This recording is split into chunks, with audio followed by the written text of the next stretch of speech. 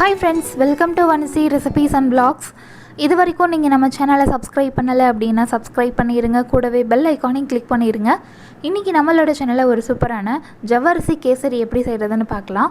இந்த ரெசிபி நம்மளோட சப்ஸ்கிரைபரில் ஒருத்தவங்க கேட்டிருந்தாங்க, அவங்களுக்காக இந்த வீடியோ ப்ரெசென்ட் பண்ணியிருக்கேன். நார்மலாக ஜவ்வரிசி யூஸ் பண்ணி பாயசம் பண்ணியிருப்போம், வடகம் பண்ணியிருப்போம். இந்த கேசரி ரெசிபி ரொம்பவே டிஃப்ரெண்ட்டாக இருந்தது. கண்டிப்பாக இந்த வீடியோ பார்த்த பின்னாடி ட்ரை பண்ணி பாருங்கள். இப்போ இந்த ரெசிபி எப்படி செய்கிறதுன்னு இந்த வீடியோ பார்த்து தெரிஞ்சுக்கலாம். சின்ன டம்ளரில் 1 டம்ளர் அளவு ஜவ்வரிசி எடுத்திருக்கேன். இது வந்து மாவு ஜவ்வரிசி அப்படின்னு சொல்லுவாங்க, அதாவது கப்பக்கிழங்கு மாவில் செய்கிற ஜவ்வரிசி. இது வந்து நல்லா பியூர் ஒயிட்டாக மில்க் கலரில் இருக்கும், அதாவது பால் என்ன ஒயிட் கலரில் இருக்கோ அதே கலரில் இருக்கும். இப்போ இந்த ஜவ்வரிசி கூட 2 டம்ளர் அளவு தண்ணி சேர்த்து 1 மணி நேரம் ஊற வச்சுக்கலாம். ஜவ்வரிசியிலே 2 டைப் இருக்குது. ஒன்று வந்து மாவு ஜவ்வரிசி, அது வந்து இந்த மாதிரி பியூர் ஒயிட் கலரில் இருக்கும். இன்னொன்று வந்து நைலான் ஜவ்வரிசி அதுன்னு சொல்லுவாங்க. அது வந்து லைட்டாக கண்ணாடி மாதிரி இருக்கும். அந்த ஜவ்வரிசி நாங்கள் இருக்கிற ஏரியாவில் கிடைக்கல, நம்ம ஊர்களில் கிடைக்கும் அப்படின்னு நான் கேள்விப்பட்டிருக்கேன். நம்ம ஊரில் கிடைச்சது அப்படின்னா அந்த ஜவ்வரிசி யூஸ் பண்ணி கூட இந்த ரெசிபி பண்ணலாம். நைலான் ஜவ்வரிசி அப்படின்னா குறைஞ்சது 6லேருந்து 7 மணி நேரம் ஊற வைக்கணும். இப்போது இந்த மாவு ஜவ்வரிசியை ஃபில்டர் பண்ணி எடுத்துட்டோம். இதில் வேறு தண்ணி ஆட் பண்ணியிருக்கோம். இப்போ இந்த ஜவ்வரிசியை இந்த பாத்திரத்தில் சேர்த்து வேக வச்சு எடுத்துக்கணும். ஏன்னா இது மாவு ஜவ்வரிசிங்கிறனால மாவு பொருட்களில் நேச்சுரலாகவே ஸ்டார்ச் இருக்கும். அந்த ஸ்டார்ச் இருக்கனால ப்ளஸ் அந்த பிசுபிசுப்பு தன்மை வேறு இருக்கும். ஸோ அதனால் இந்த மாதிரி வேக வச்சு தண்ணியில் லைட்டாக ஃபில்டர் பண்ணிட்டோம் அப்படின்னா அந்த பிசுபிசுப்பு தன்மை போயிடும். இதே மெத்தட் நம்ம பாயாசத்துலேயும் பண்ணுவோம். பாயாசத்தில் இதே மாதிரி தான் வேக வச்சு தண்ணியில் லைட்டாக அலசிட்டு அதுக்கடுத்து செய்வோம். அதே மெத்தட் தான். இந்த ஜவ்வரிசி வேக வேக அந்த பாத்திரத்தில் ஒட்டும். அதனால் இந்த மாதிரி ஸ்பூன் அல்லது கரண்டி யூஸ் பண்ணி அப்பப்போ மிக்ஸ் பண்ணி விடணும். அப்போ தான் அது பாத்திரத்தில் ஒட்டாமல் நமக்கு கிடைக்கும். இந்த ஜவ்வரிசி ஃபுல்லாக குக் பண்ணணும்னு இல்லை, ஒரு 3/4 பாகம் வரைக்கும் வேக வச்சா போதும். இப்போ பாருங்கள், நம்மளோட ஜவ்வரிசி 3/4 பாகம் வரைக்கும் வெந்திருக்கு. எப்படி ஒன்றோட ஒன்று ஒட்டி பிசு பிசுன்னு இருக்குது பாருங்கள். இதில் யூஸ் பண்ணி அப்படியே நீங்கள் கேசரி பண்ணிங்க அப்படின்னா கிளியராக உங்களுக்கு தெரியாது. அந்த ஜவ்வரிசி தனித்தனியாக உங்களுக்கு தெரியாது, ஏதோ கொலன்னு ஏதோ சாப்பிட்ற மாதிரி இருக்கும். அதனால் இந்த மாதிரி வேக வச்சுட்டு ஒரு ஸ்ட்ரெயினர் அடியில் ஒரு பவுல் வச்சுக்கோங்க. ஏன்னா அந்த இதில் ரொம்ப குக்கானது வந்து அடியில் விழுகும். அதை கலெக்ட் பண்ணுறதுக்காக அந்த பவுல் வச்சுருக்கோம். ப்ளஸ் 2 தடவை நம்ம நார்மல் தண்ணி யூஸ் பண்ணி இதை அலச போகிறோம். அதை கலெக்ட் பண்ணுறதுக்கும் அடியில் பவுல் வச்சுக்கிறது ரொம்ப நல்லது. இந்த மாதிரி நார்மல் டேப் வாட்டர் யூஸ் பண்ணி ஸ்பூன் யூஸ் பண்ணி இந்த மாதிரி மிக்ஸ் பண்ணி விடுங்க. அப்படி மிக்ஸ் பண்ணும்பொழுது அதில் இருக்கிற அந்த ஸ்டார்ச், அந்த பிசுபிசுப்பு தன்மை போய் அந்த ஜவ்வரிசி தனித்தனியாக நமக்கு தெரியும். ப்ளஸ் அதே மாதிரி கிடைக்கும்.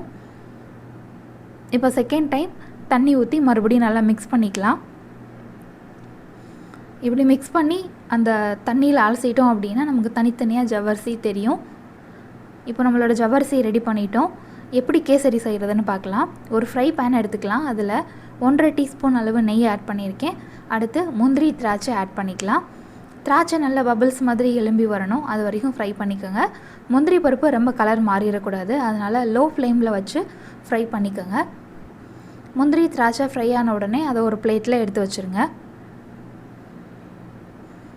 பாருங்கள், திராட்சை நல்லா பபிள்ஸ் மாதிரி எலும்பி வருது. இந்த டைமில் இதை ஒரு பிளேட்டில் எடுத்து வச்சுட்டு அதே பேனில் நம்ம வேக வச்சு ஃபில்டர் பண்ண ஜவ்வரிசி ஆட் பண்ணிக்கலாம். ஏற்கனவே அது 3/4 பாகம் வெந்துட்டனால நமக்கு ரொம்ப நேரம் குக் பண்ண தேவையில்லை. ஃபியூ மினிட்ஸில் நம்மளோட கேசரி ரெடி ஆயிரும். ஜவ்வரிசி சேர்த்த உடனே மிக்ஸ் பண்ண ஆரம்பிச்சிடுங்க, அது ஒட்ட ஆரம்பிச்சிடும். இப்போது லைட்டாக ஃப்ரை பண்ண பின்னாடி ஃபுட் கலர் ஆட் பண்ணிக்கலாம். உங்களுக்கு என்ன ஃபுட் கலர் பிடிக்குதோ அதை ஆட் பண்ணுங்கள். நான் இன்றைக்கி ஆரஞ்சு ஃபுட் கலர் ஒரு பிஞ்ச் அளவு ஆட் பண்ணியிருக்கேன். ஃபுட் கலர் சேர்த்துட்டு நல்லா மிக்ஸ் பண்ணி விடுங்க.